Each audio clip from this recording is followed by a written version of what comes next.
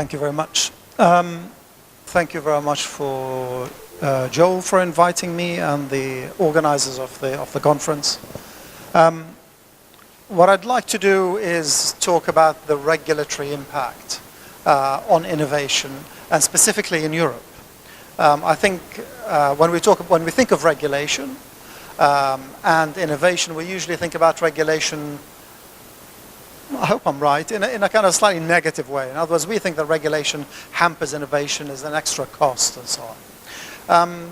This is true, but it also can have a positive impact, and that's the bit that I'd like to explore with you today. These are the members of our association. We're a trade body for new payment service providers, mainly in the EU. Some of them very, very big organizations and some of them very small startups. All right.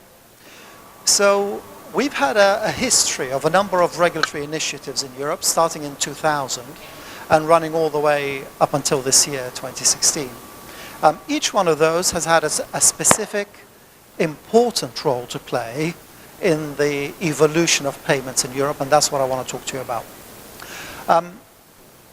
I try to think of the positive impacts of regulation, and there's three important ones, I think. The first one is that it can open up, it can remove barriers. If there's a requirement for some kind of standard to be reached, or some regulatory authorization that has to be achieved before you can offer services, then regulation can widen the scope. It can say, we're going to allow other people to enter, or we're going to lower the barrier. It can also enable access to groups, to systems, to schemes. It can say, this group of people who are doing this business, you can also join them without necessarily having to meet the following criteria. And of course, it can create trust. When you're looking for investment, when you're looking for customers, the customers want to know that you're bona fide, that you're an institution or a player which they can trust in some way, and regulation does that. All right. I'm going to talk about the first e-money directive and the second, the first payment services directive and the second. I'm going to make it interesting, I promise. And we're going to talk a little bit about some other stuff. A little bit about anti-money laundering, for example. Okay. So, the driver for this regulatory change came from the 1990s, and generally a failure. So in the 1990s, banks and governments wanted to get rid of cash. And so they said, okay, you guys, banks, why don't you come up with some kind of idea to do this? And they came up with this idea of prepaid cards. E-money, e-cash cards. They started around 1994 and continued into the early thousands, generally failed. So around 1998, 1999, the European Commission decided that they would open up the possibility to issue e-money to non-banks. And they created this idea of an electronic money institution. And the first directive, we have this in Europe, in order to get a pan-European set of legislation, you have a directive which is issued at the European level, and then it has to be implemented in each member state separately. So, and I'm just going to talk about the directives today. We have other forms of legislation as well. Some of them have direct effect. They don't have to be implemented. Once they get approved by the Parliament, that's it. They become effective. They're few. They're not very common. So the first e-money directive, first of all, carved out from the banking monopoly. So up until then, if you wanted to do prepaid payments, you had to be a bank. So it carved out from the banking monopoly a new fit-for-purpose prudential regime, but calibrated lower. So banks had to have an initial capital of 5 million euros. They still do. EMIs would have 1 million euro. It also allowed them to passport right across Europe. Once you're regulated in one country, in one member state, you could offer your services right across the EU. The impact of this was to create new businesses that focused on prepaid cards, and then the internet happened about the same time, so we had also online payments, and then we had mobile. We had the growth of the smartphone and so on, and so mobile payments became quite strong. Some of these businesses, I mean, PayPal started off being an e-money institution before becoming a bank later, but they still offer e-money, not deposits. Moneybookers, which is now PaySafe, Boku is a mobile payment service provider. All of them happened as a result of this legislation. Happened isn't quite the right word to use. All of them were able to offer their services in Europe because of this legislation. I'm going to talk a little bit about technology's role in this, because none of this obviously would happen without the technological aspect. The second e-money directive, which was introduced in 2011, recalibrated some of the requirements. In other words, it said, okay, the initial capital is €1 million. At the moment in Europe, we've got something like 30, 40, maybe 50 e-money institutions. We want more, and particularly in Eastern Europe. So they reduced the capital from €1 million to 350,000 euros. It also allowed e-money institutions to offer other payment services, not just prepaid, postpaid, issue credit, money transfer, acquiring, ATM operation. They could offer any payment product they liked. This laid the ground for e-money institutions being able to offer alternatives to bank accounts. They could create products that looked like a bank account but were based on e-money. And could integrate into the financial system. Quite exciting. There was also some exemptions. It also said, hey, in the first e-money directive, it was anything which was prepaid was pretty much captured. We're going to exempt a bunch of things. If you want to do gift cards, and they're not very widely accepted, we're going to exempt them from regulation. And there's a few other exemptions like that.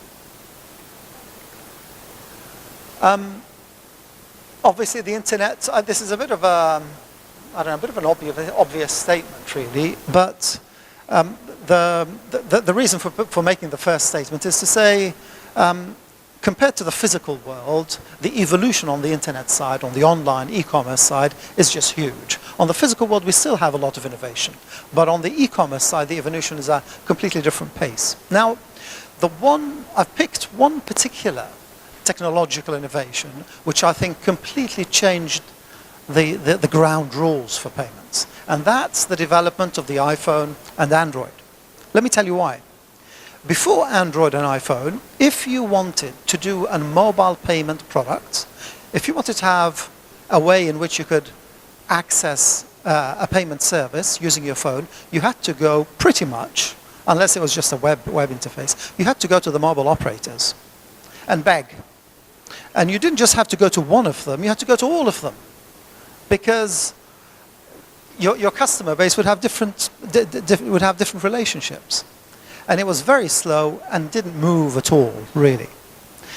When the iPhone happened, it completely broke that relationship between the consumer and their MNO.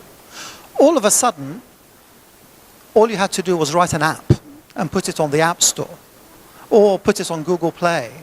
And if you did that, you had access to billions of customers, and the MNOs had nothing to say about it. It was a huge relief. You wouldn't believe what a game changer that was. Combine that with the ease of getting an authorization under the new regime, and I'll talk about payment institutions in a minute, and pretty much any developer, and the initial capital for a payments institution, as opposed to an e-money institution, starts at 20,000 euros. That's about 25 million wons, right? This is pretty low. Any developer could start doing payments. Okay, the first Payment Services Directive was basically a lesson that was learned from the e-money directive. E-money directive worked for prepaid. So the Commission said, hang on, we've created this competition for prepaid. Why don't we do it for the rest of the payments? Why don't we do it for money transfer, for acquiring, for all this stuff? And so the Payment Services Directive, the first one came in 2007. It also introduced a bunch of what we call conduct to business stuff. You know, liability, disclosure obligations, that kind of stuff that apply to all payment services. But importantly, it created, for the first time, an authorization regime for payment institutions to do money transfer right across Europe, to do acquiring right across Europe, to issue credit right across Europe. And the initial capital at the lowest was 20,000 euros, at the highest 125. So between 25 million wons and 150 million once. Really, really cheap, right? And there may be a lesson for regulators if you want to encourage innovation. It meant that we had competition. We had competition on acquiring, we had competition on money remittance, and we had competition by people coming up with really quite simple but new ideas. All of a sudden, people were competing with banks on FX and on money transfer just by opening up multiple local bank accounts in different countries. So I'm based in the UK. I want to send money to my relative in Singapore. This provider will have a local bank account in Singapore and a bank account in the UK, and I make a local payment in the UK and they make a local payment out in Singapore. And all of a sudden I don't have to pay 30 euros for a money transfer. I pay maybe €1. So it brought lots of kinds of competitive products onto the market. Okay. It did another thing. It gave non-banks, EMIs and PIs, e-money institutions and payment institutions, the right to join payment schemes as equals to banks. So if you wanted to join MasterCard or Visa and become a member, issuing cards, you could. You just had to apply. What it didn't do, and we're fighting for it right now, is allow people to become members of what we call designated payment schemes. These are national payment systems where there is a law that says if the provider fails, all transactions that are open have to be met before a creditor takes their money. And because this law doesn't apply to EMIs and PIs, they can't become members of those systems, and we're trying to change that at the moment.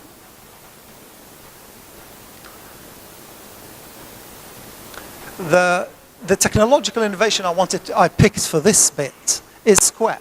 And people like Square. iZettle does something, PayPal does something, other people do something. But it's the single most, so all innovation in payments, almost all, has been on the consumer side. Square and the people like Square are on the merchant side, and that's the interesting thing. It was the first time that we had innovation on the acquiring side. And it opened up the possibility for lots of small businesses to start accepting cards when they couldn't before. Now, what distinguishes one provider from the other now? It's the added value that they give on top of this. So it's no good now just to have a little dongle onto it that you can put onto an iPhone or an Android. You have to add value. You have to give the merchant means to analyze their data, to do stock take, to follow, to graphically analyze, look at transactions and so on. So the second PSD was adopted last year, and it still hasn't been implemented in member states. And I'm picking out 2 or 3 bits of it, and one in particular I'm going to talk to you about, which are really exciting. So the first thing it did was it widened the scope. Before, the first PSD just applied itself to payments in euro or member states currencies and within Europe. If it was a payment outside, the rules didn't apply. You can still be regulated, but the rules that gave consumers protection and so on didn't apply. It now applies to everything. The second thing it tries to do is to address for the first time in a legislative text this idea of de-risking.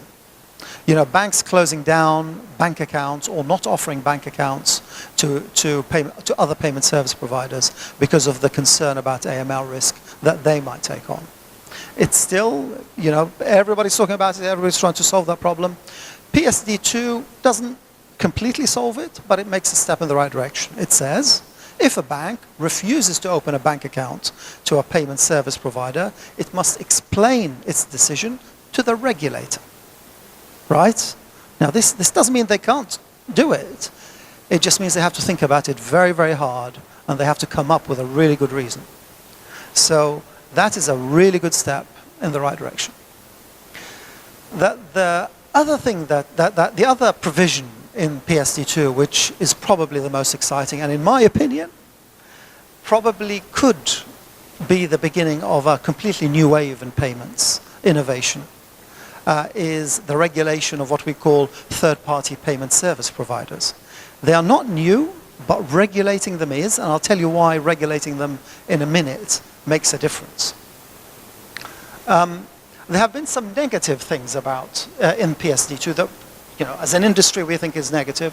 The first one, for example, is they've mandated ways of authenticating consumers. They said it has to be strong authentication, and strong authentication means two-factor.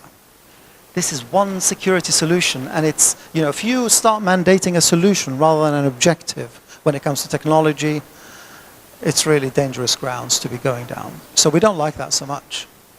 Another one is, and this is just really for the Europeans' interests, we have what we call home-host state balance of powers. When you're regulated in one member state in the EU, your home country regulator has jurisdiction over you, and the host, that means the country where your customer is, which could be another country, the host regulator has very little. That balance of power is changing. The host regulators are trying to grab more, and that makes offering of business across the EU more difficult. All right, I want to talk about TPPs. There are two kinds. There is what we call payment initiation service providers, and there are account information service providers. Payment initiation service providers are people like Sofort, Trustly, and Ideal if you're from the Netherlands. Basically what they do is the following.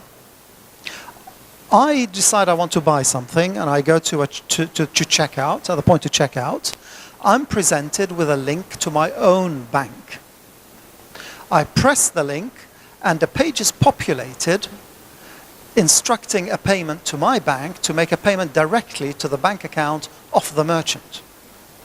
I log in with my username and password into my own bank account, and I authorize the payment. The payment goes directly from my bank account to the merchant's bank account. The third party is just providing a link. They're providing an API a link into the API into my bank, and they are confirming that the payment has gone through, usually, and they tell the merchant. Why is this exciting? It's exciting because it completely bypasses the credit card networks entirely. It makes it very easy for me to make a payment directly from my bank account into the merchant bank account. But this excitement is only 20% of the story. The other 80% is coming in a minute. Now, these services have been around for a long time. They've been around for 3-4 years. So why is it exciting that they're being regulated? It's exciting because the regulations say that the banks or the consumers have the right, they have the right to make use of these services. That means the banks are obliged to create APIs into their systems. Every single bank in Europe has to create, which offers online banking services, has to create an API to anybody to initiate payment services. This is enormous. This is huge, right? And they can't even ask for a contract with the person who's making use of that API. They have to just make it available. So that's very important. Now, the second part of TPP is account information service providers. Again, these have been around for a while. People like Yodlee, what we call data scraping. I go somewhere and I log it, I tell them about all my financial products that I've got. I've got a credit card, I've got a debit card, I've got, let's say, a mortgage, and they present me with all the data in one screen, and I can have a look and see how much I'm worth or not worth, right? Very exciting for me. Now, those people will also be able to use the APIs, but more importantly, if you combine that service with the account information service, you start to get some really exciting stuff. All of a sudden, fintech companies can, with my permission, look into my transactions for the last few years and tell me, hey, you spend this much money on your utility bill. Actually, we think you could have saved this much money if you went there. And not only that, but here is a link to the provider, and if all you have to do is just click here, and then from now on you'll be saving this much a month. We've looked at your shopping habits. And we think that because you go on holiday regularly to this area, we've got this particular provider here we think is good for you. the potential is enormous, and there are people thinking about other things, about helping people to budget their spending by looking forward, not just looking backwards, but predicting stuff, and helping people put rules around what they do. This is exciting for two reasons. Number one, it creates a lot of added value out of transaction information. And number two, I think, it shifts consumers' relationship from the bank, possibly to an app developer. So you have to decide, where do I think the most value is being added to me in my financial relationship? Is it the bank? Or is it somebody who can actually give me lots of bank accounts, source lots of bank accounts, tell me which is the cheapest bank,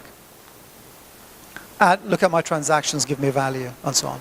So this could be a real game changer for the payments industry in Europe. I'm almost done. This isn't very exciting, but it's probably as important as any of the other regulatory initiatives. In 2005, we convinced the European Commission to introduce an exemption or a postponement of customer due diligence, of KYC, for e-money products. So you could actually take on a new customer and not do KYC at the beginning. You could do it after they've spent a certain amount of money. This was huge. This was very important for customer acquisition. They've tried to restrict it in the new directive, and they have, in terms of the amount of money that can be spent. But we've also widened it from e-money to any payment service or any financial product. This is really important. It means you can get new customers in. There's a new proposal for AML legislation. It happened after the Paris attacks. The new proposal is coming out, I think, on Tuesday next week. It will regulate digital currencies. It will also reduce that barrier a little bit more. That allowance for e-money a little bit more. But it will regulate digital currencies for AML specifically, just for AML. That's it. I think my time is up. I want to just add one brief word. I've still got 2 minutes. One brief word, which is, a lot of people have talked about different payment products that have been successful. PayPal was mentioned. There was a Starbucks card. There was the London Oyster card. There's one thing. There's two things that you have to remember. The first one is they're very specific, and that's been the overwhelming lesson in innovation. If you have a very specific consumer proposition, you're much more likely to succeed. If PayPal wasn't built on eBay, it would never have become what it is now. It was eBay for a very, very long time and nothing else, or very little else. And it was only when it had, several hundred million customers, or certainly more than 100 million customers, that it became interesting to other merchants who were not eBay. The other thing, and Oyster was about London transport and going around London transport. The thing that Oyster and PayPal also have in common is giving consumers an incentive to use them. You may or may not remember, PayPal paid people $20 to open up an account. The first 50 million customers were paid $20 each. And the next several million were paid $10. I was one of the $10 people, right? Oyster made paying with Oyster half the price of paying with cash. If you went on London Underground and tried to buy a ticket, you would pay double the price with cash that you would if you paid with Oyster. So please think about, certainly think about what is needed in order to make some of this stuff work, but making it worthwhile for the consumer, or giving the consumer an overwhelming reason why they should use a product, is part of the story. There's been a lot, the 1990s and the failure of the banks taught us a lot of lessons. These are some of them. I think that's it. Thank you very much for listening to me. We're running a little late, so time limited. Maybe one quick question, if there is any. Yes, sir. Thank you for a very inspiring talk. I really like to listen to some of the EU stuff. I'm also from the EU. Do you have any comments on the lack of MSB registration in Europe compared to US, and the risk for money laundering? So I've been behind the proposal coming out in June, and we tried to push it to include more than just digital currencies and be digital MSB license. How do you see that in the connection to the PSD2, where I see kind of a catastrophe in terms of money laundering risk in Europe because we don't have the MSB license there? Do you mean as a digital currency provider? No, essentially for everyone. So we don't have the concept of MSB registrations in Europe at all, and that means that you can't capture, for example, local Bitcoin, but also any other smaller prepaid provider and so. Right, so... Dr. Sabri, can you recap the question real quick for the audience? Yeah. Sure. I think the question is, do we have an MSB registration process or authorization process in Europe? And I'm slightly rewording what you said because of the answer. And does it apply to digital currency providers as well? We do have an MSB. It's called a payments institution, basically. But it does not apply. A payments institution is a provider of any payment service which is not prepaid. And you could become authorized in any member states. The initial capital is 20,000 euros, and then you could passport right across the EU. It does not apply to digital currencies, and that's probably where the departure is. Because the word, it talks about payment services, and payment services talk about funds, payments with funds, and funds is a word which is defined as e-money, bank money, and cash. It doesn't include digital currencies. That's why. The European Commission and member states thought about extending, if you read the action plan that was issued in February, they thought about extending the PSD to digital currency providers. And they decided against it. I'm not entirely sure why, but I think mainly because there isn't the volume of digital currency business in payments as opposed to transactions for investment, for example, to warrant a PSD intervention yet. I think they will. I think if Ethereum or Bitcoin or any other kind of digital currency related product became successful as a payment service, they will jump in right away. You have a question, sir. Yes.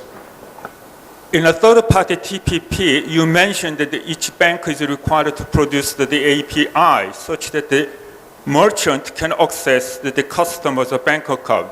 But in a capturing process, there is an additional one, that the merchant can capture a certain amount of the customer money in the capturing process. So is the TPP allows the API to capture a certain amount of money in a customer's account?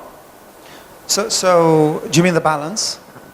That's right. The balance information. Yes. Yeah. It has just to give the right to access, just to look at the account balance, or does it give the capturing right to take the capture, that amount of money? Yeah. So which one? Yeah. So, and the question is very important too, and one which we are discussing. So there is actually three kinds of TPPs, or there's two TPPs and one which is half TPP. So TPPs are unique in that they don't actually come into the flow of funds. They never receive money themselves. They act as a third party, almost like an IT service provider, and the merchant doesn't actually get access to the bank account, the TPP does. So the TPP acts as a middleman. It takes the payment information from the merchant, it populates a web page that allows the consumer to look at their bank, and it enables the authorization of that payment and the execution of that payment. They should also be able to see a successful payment, but we are discussing this at the moment, how much information they should be able to see. It also says that they shouldn't have access to any other information, which could include the balance information. However, because a TPP can also be an account information service provider, they could ask the consumer to allow them to do that separately from another channel. So at the end of the day, you could actually capture quite a lot of information if the consumer lets you do that. And one of the discussions we're having now, which is the law requires you to do a minimum amount. There is no reason why industry doesn't build a much richer API that allows you to do more than that. Not only look at how much balance, what balance is, but look at the previous transactions. Make sure that there isn't 10 transactions about to go out before this transaction goes out. So there is more that can be done and which industry is working on than just what the law says. But what I've described is the minimum allowance. Yeah. All right. Well, this was Dr. Sabri, CEO of Electronic Money Association. Dr. Sabri, thank you for your deep insight. Everyone, please give him a big hand.